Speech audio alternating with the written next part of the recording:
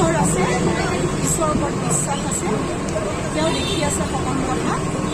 মানুহৰ ওপৰত ঈশ্বৰ এজন আছে, সেই ঈশ্বৰজনে সকলো ঠিক কৰি দিব। মোৰ অগাধ বিশ্বাস ঈশ্বৰ আৰু আইনৰ ওপৰত।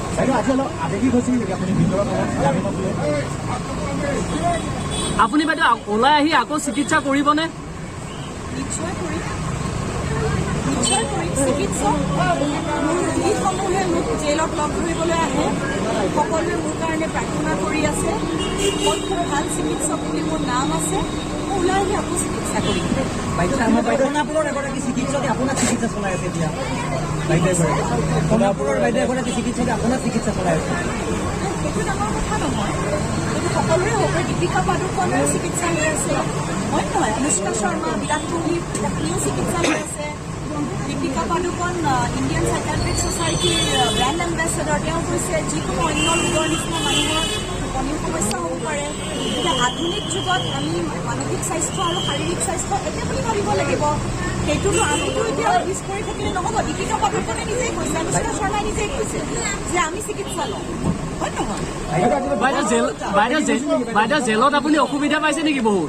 বাচ্চাকেইজনে খুব মনত পৰিছে, মোৰ বাচ্চাকেইজনে খুব মনত পৰিছে। পৰহি নিউজতে দেখিছিলোঁ, য'ত সিহঁতে আম্মা যাম বাবু যাম বুলি কৈছে।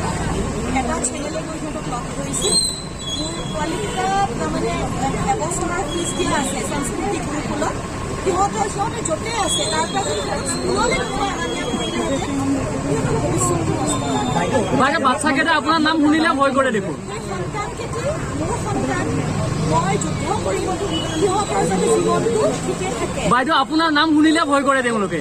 নকৰে, ভয় কৰে বাইদেউ?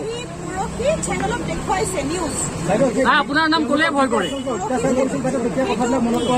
ক্ৰিয়েট কৰা হৈছে। সেইটো এটা কাহিনী ৰচনা কৰা হৈছে। কোনে আপোনাক ইমান বেয়াকে কোনে বচালে? কি আপোনাৰ শত্ৰুতা ইমান আছিলে? আইনে সেইখিনি কথা জনাব, তেতিয়ালৈকে আমি অপেক্ষা ভৱিষ্যতৰ কথাকে কৈ গৈ আছে বাইদেউ। আপুনি যেতিয়া অত্যাচাৰ কৰিছিল তেতিয়া সেইখিনি অত্যাচাৰ কৰা নাছিল, ষড়যন্ত্ৰ। মই ৰাতিপুৱা 10 বজাৰ পৰা ৰাতি 12টালৈকে ঘৰৰ বাহিৰত থাকোঁ। মোৰ 5জন কৰ্মচাৰী আছে আৰু তাৰে এজন মেনেজাৰ আছে। সকলোৱে তেনেকৈহে চলাইছিল ঘৰখন।